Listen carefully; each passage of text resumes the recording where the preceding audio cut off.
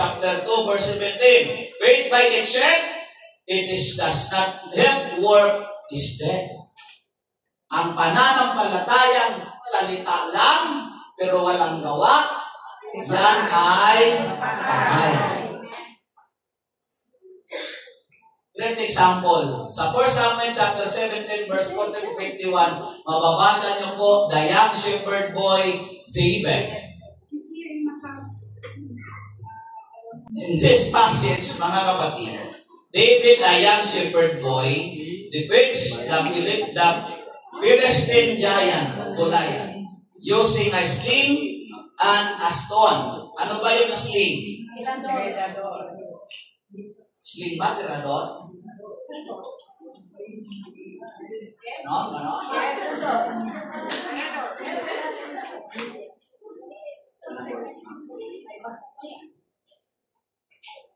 Hindi po siya tirador.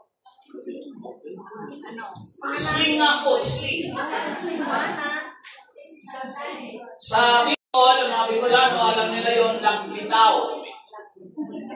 Mayroong malapad sa gitna, doon nilalagay yung bato. Paikutin yun. Tapos pag binitawan ng kabila, yung bato, diretso yun. Okay? So, yung mga kapatid ay nangyari, yung kwento, yun yung sandata ni David. Inumpisahan po yun. David was been anointed by Samuel to become king. Pero hindi man siya kaagad, bata pa siya, mula sa anak ni Jesse. Inanuin siya bata pa para mag-alaga, siya nag-aalaga ng tuba. Pero sa kabataan niyang yon, inanuin na siya dahil inanda siyang maging hari. Pero nagsilbi pa muna siya kay Saul, yaring Saul, ang matagal. So, may mga pagkakataon nang after that, yung kanyang mga tupa nilalapak ng uso. Nung pagkatapos niyang i-anoin, tingnan mo, dumaan siya sa CLSS, dumaan siya sa baptism. Pagkatapos ng baptism ngayon sa kanya, lahat ng lumalapang umumang lapain ng kanyang mga tupa ng oso, ng mga asong gubat. Sinasalakay, hinaharap niya. Pag nahawakan niya yung panga, saan ba ang panga niyo? Pag nahawakan niya yung panga ng mga oso, no? Winawasak niya. Extraordinary power. Sa araw, narinig niya na itong isang dambuhala o giant o higante na Filisteo ay inahamak ang mga Israelis army. Kaya nagahamon.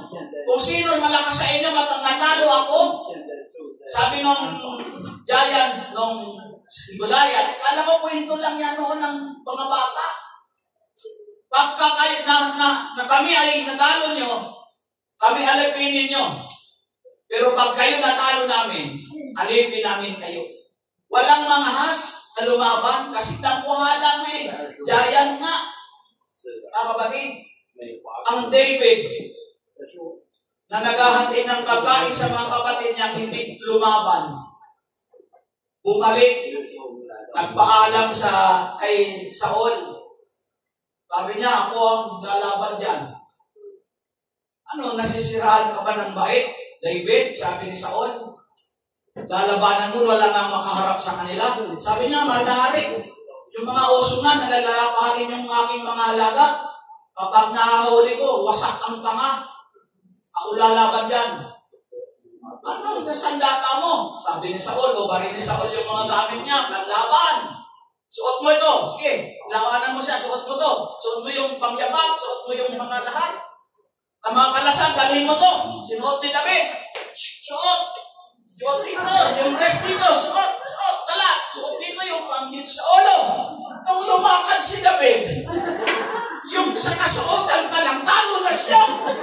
Hindi ko ito kaya, mahal na hari. Hindi ako lalaban ng may ganito.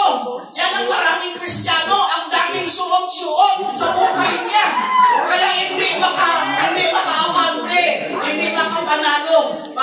David. Anong ginagawa ni David? Hinubad niya lahat. Ubarin mo yan. Kung nakabibigat sa iyo yan, ubarin mo yan. Hindi ka makakalaban kung may nagpapabigat sa buhay mo. Ano pinili niya? Yun, sling. Pumili siya ng ilang bato. Ano isa lang? Ang pinili niya, 5 makikinis na bato. Pero isa lang doon ang gagamitin niya. Amen po? Aharapin niya. Ito na magkaharap na sila. I-advance natin ng konti. Nung magkaharap na sila, mga kapatid, nung magkaharap na sila, nandun sa battlefield, magkaharap na sila. Si Goliath nakatingin, yan bang ilalaban ng mga Israelitang ito?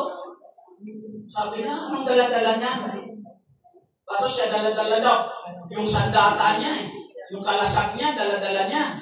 Dala-dala niya yung javelin stick. Ano ba ang tawag doon? Javelin throw? Ano ba yun?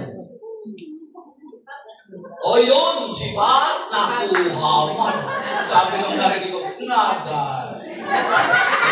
Si Bat, mga kapatid, at ang makita niya si David, tutoy, ano bang kalabanin mo, aso? Sabi niya, tingnan mo ang tingin ni Goliath, aso. Duling ang paningin ni Goliath. Hindi siya nakatuon. Ang pananampalataya ko, go straight lang. Sabi nga nagpatotoo kanina dito, magandang sister. Straight sana dapat ang gagawin mo. No, bakit kilala ko yun? Babalik sa aking pagbabalik. O, di ba? Mga kapatid, dapat nakatingin ka lang. Si Goliath hindi. Tingin niya, sabi ni Goliath. Pero bago nangyari yun, alam niyo mga kapatid, nung lalabanan niya, nilait-lait niya. Sabi nga sa atin ang tawag doon, huwag mo naman akong ismulin. Kung ismul ka na nga talaga. Okay? David words, nagdiin, mga kapatid. At kung makikita natin yung mga pangyayari, David against Goliath. Bago niya ito nilabanan, mga kapatid, sabi ni David sa verse 26, who is this uncircumcised Philistine that he should defy the armies of the living God, na hinahamak niya ang mga sundalo ng buhay na Diyos. But look at that. Uncircumcised Philistine. Anong ibig sabihin? In that words, David words emphasize that Goliath as an uncircumcised Philistine is an outsider to God's covenant.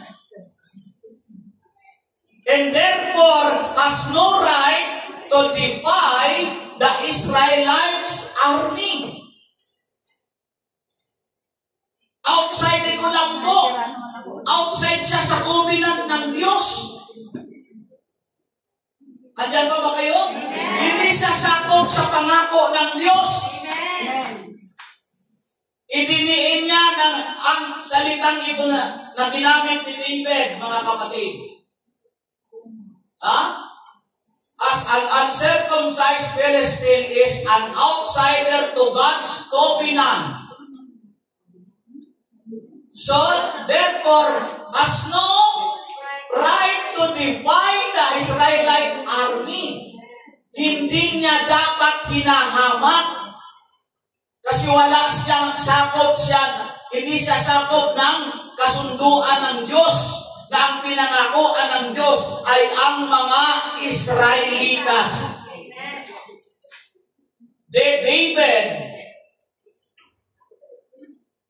really defeat Goliath because of his faith in God. Amen. Really? Kaya ba niya tatalo si David o si Goliath ni David? Dahil sa kanyang pananampalataya sa Diyos?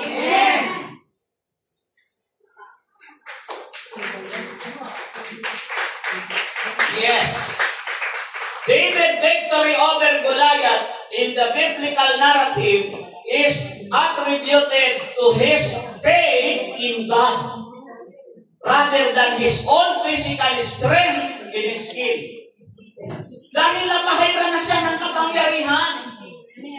Kaya naglakas ang kanyang kalooban kasi nararamdaman niya na yung power na binigay ng Diyos sa kanya through that anointing of Samuel ay kaya niyang gapiin si Goliath. Amen? The 5 small stones David chose symbolize preparation, faith, trust, courage, and obedience. Hinanda siya sa field, sa battlefield. Hinanda siya. Ngunit ano ang nakapagpatalo kay Goliath, mga kapatid? Narinig nyo yung kanina, yung sinabi niya? Babalikan natin. Who is this uncircumcised Philistine? Ano ba yung uncircumcised? Sige nga. Ano sa Tagalog? Oy, bakit ang ganyan ang tingin mo, Sister Mary, sa akin? Parang mayroon kang gustong i-prove. Sabi na,